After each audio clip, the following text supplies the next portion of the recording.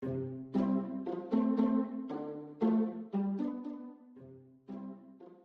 Maryland FBLA, this is Luke Mann, your Region 5 Vice President.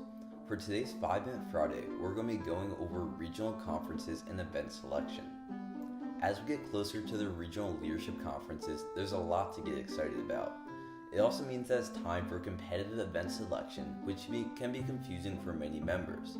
So I want to dedicate this 5-Minute Friday to offering advice on the best practices when it comes to event selection and what to expect when competing at the Regional Leadership Conference.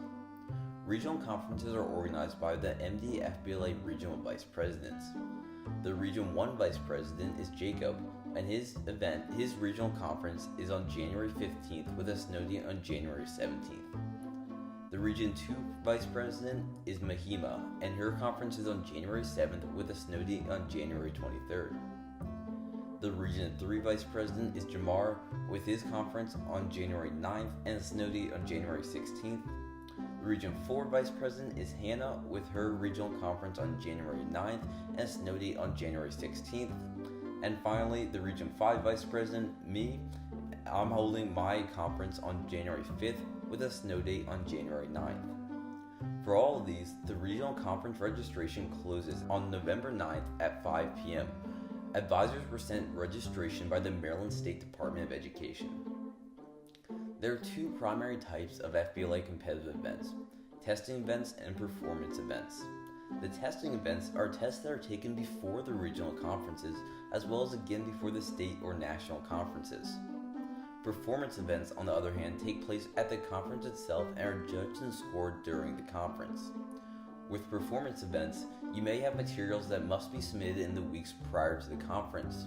For example, in the mobile application development event, you submit your code for judging in advance as well as present at the conference, and your scores for both the performance and the code submitted are combined.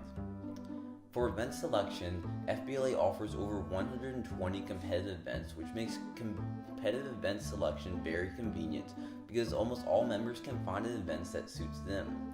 But it also makes event selection somewhat overwhelming. As a starting point, FBLA offers a fantastic flowchart that advises members on how to narrow down the search for the best event for you. That can be found at this URL. After checking out the flowchart, review the FBLA Events at a Glance document to see a bird's eye view of the information about each event. That can be found at this URL. Both of these links, as well as the MD-FBLA Competitive Events Guide for event guidelines that vary from the National FBLA guidelines, can be found on the Maryland FBLA website. Be sure to check that out. Finally, if you don't see one that jumps out to you or your interest, talk to your chapter officers and advisors to see what they think may be best for you. Ultimately, as long as you're competing in any competitive event, you're going to be gaining invaluable skills for your future and growing as a student and FBLA member. Now, a few reminders. November is a Prematurity Awareness Month for Maryland FBLA. Also, Media Madness has started, so make sure in order to get recognized that you post using the hashtag MDFBLA Media Madness on 12 out of the 19 days. Also, don't forget that Maryland FBLA Spirit Week is coming up on November 12th through 16th, where you choose one activity such as wearing an FBLA t-shirt or holding an ice cream party from the list each day and post it on social media using the hashtag MDFBLA Spirit. Thanks for tuning in to Maryland FBLA 5-Minute Friday with me, Luke Mann. And remember, for Maryland FBLA, it's value for your future.